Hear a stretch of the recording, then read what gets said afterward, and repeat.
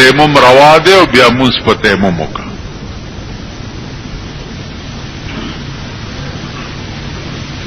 نو عزیزانو دا احکامات د صلات دي. اوس سجده سهو ده په منځ کې په کومو صورتونو کې واجبي؟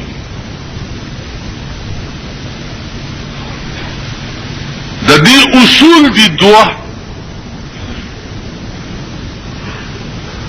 آسان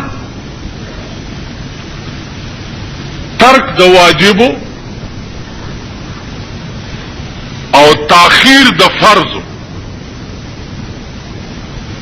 کم سیزونه چې په منځ کې واجب دي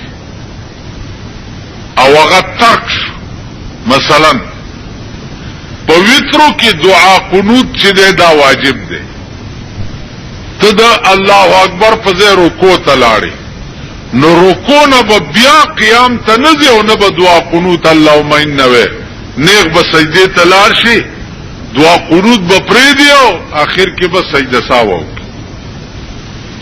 یا قاعده اوله واجب ده،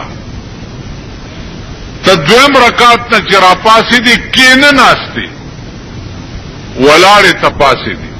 ولاړې کې بیا دوه صورت دي، که ته ولاړې ته نږدې وي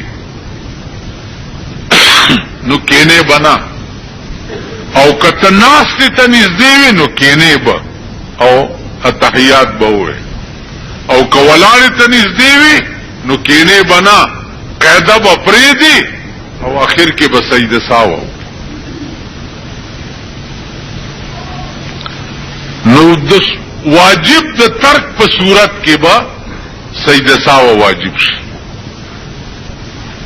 او که فرضو کې تاخیر راغی،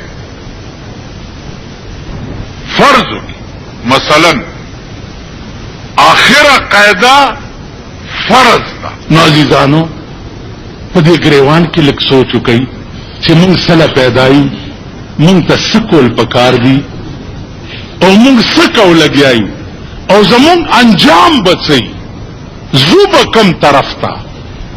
نو قرآن سره رابطه او تعلق پیدا کړئ. کوشش کوئ چې څه کار د دنیا کوئ چې د قرآن مطابق وي او د مرګ نه وروسته دا قرآن هم په کار راشي. واخر دعوانا ان الحمد لله رب العالمین. پیغمبر چې د معراج په شپه جنت ته لاړو، جنت کی ګوري را ګوري پدې کې او چمکو شو. رسول الله صلی الله علیه وسلم حیران شو چې د خدای د نور تجلی وشو.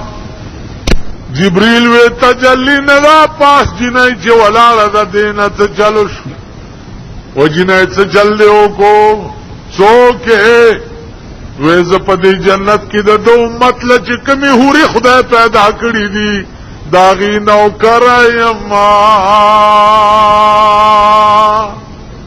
ودارنا د څه شی وشوا ودارنا د دې وشو چې ما دا سردار ولیدو نو مسکای شوم لمه خوشحال شو نو په مسکیتوب زما د غاخونو هغه چمک پتا سو پریوتو نو زکه پیت ورخطا شوی چې جون نور تجلی دا.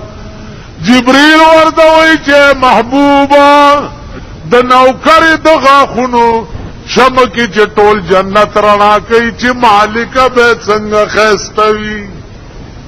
دیکھو ګورئ بیا د دنیا د خزو چې د چا بنوټي حسن دی داغه نخره ته پورته کې تابعدار ته جی حضور ورته ته او د جنت د خزو چې د چا حسن په فطری وي نو د خوان خبره ده